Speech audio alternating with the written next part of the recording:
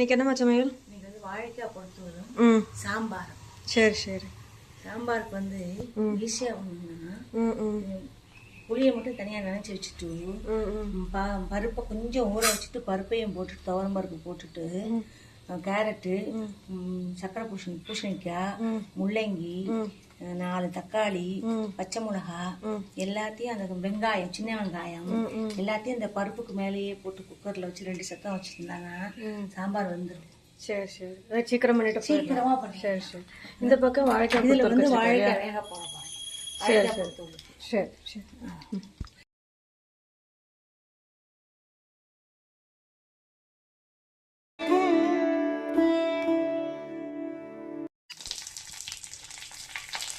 சாம்பாருக்கு இங்கே தாளிச்சிருக்கேன் இல்லையா ஃபஸ்ட்டு?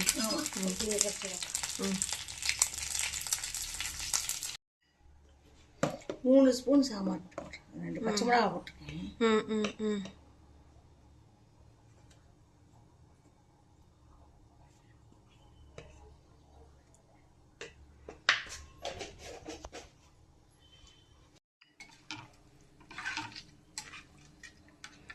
இப்போ வாழைக்காய் அதில் வெந்துன்னு இருக்கு இல்லையா? சரி சரி.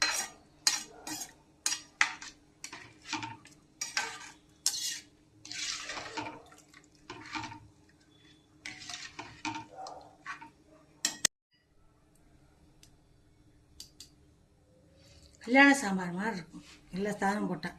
சரி சரி.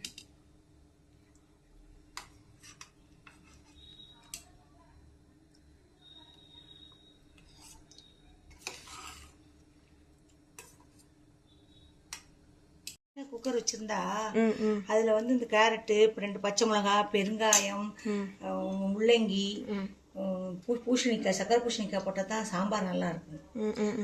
போட்டு எல்லாத்தையும் போட்டு பருப்பை அப்படி 1/2 மணி நேரம் ஊற வச்சுட்டு அடியில் பருப்பை போட்டு மேலால காய்கறியை போட்டு 4 தக்காளி இந்துக்கி போட்டு சின்ன வெங்காயம் போட்டு நல்லா வெந்துடும். அதுக்கப்புறம் புளியை கடுகை பொரிச்சு கொட்டிட்டு புளியை கரைச்சி விட்டு சாம்பார் பொடியை போட்டு தானெல்லாம் தூக்கி போட்டு கொஞ்சம் புளியில் வெந்ததுக்கப்புறம் கடைசியில் பருப்பு போட்டு இறக்கிட்டா போகிறோம். சாம்பார் சூப்பராக இருக்கும்.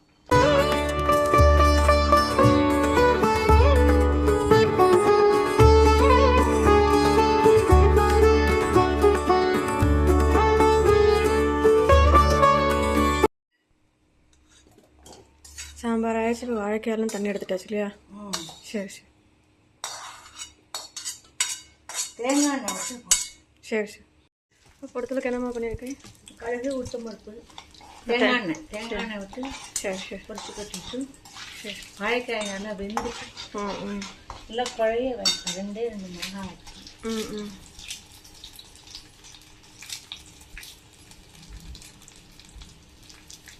பெருங்காயம்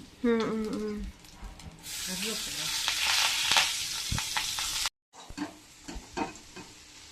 இந்த மிளகாய் நேற்றுக்கு நம்ம போட்டிருந்தோம்ல, எப்படி பண்ணுறதுன்னு?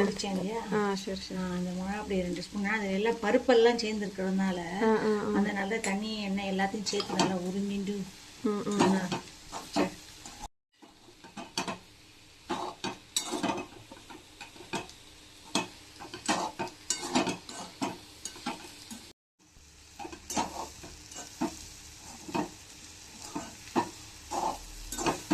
ஏன் இன்னைக்கு நம்ம தேங்காய் போடல? தேங்காய் போட்டால் இந்த மத்தியானத்தில் சாப்பிட போகிறோம். ஆமாம் ஆமாம். அது ஊசி போயிடும், வெயில் வந்துடுது. சரி சரி சரி. அப்புறம் இது மெழுக்கு வரட்டி மாதிரி இருக்கும். சரி சரி.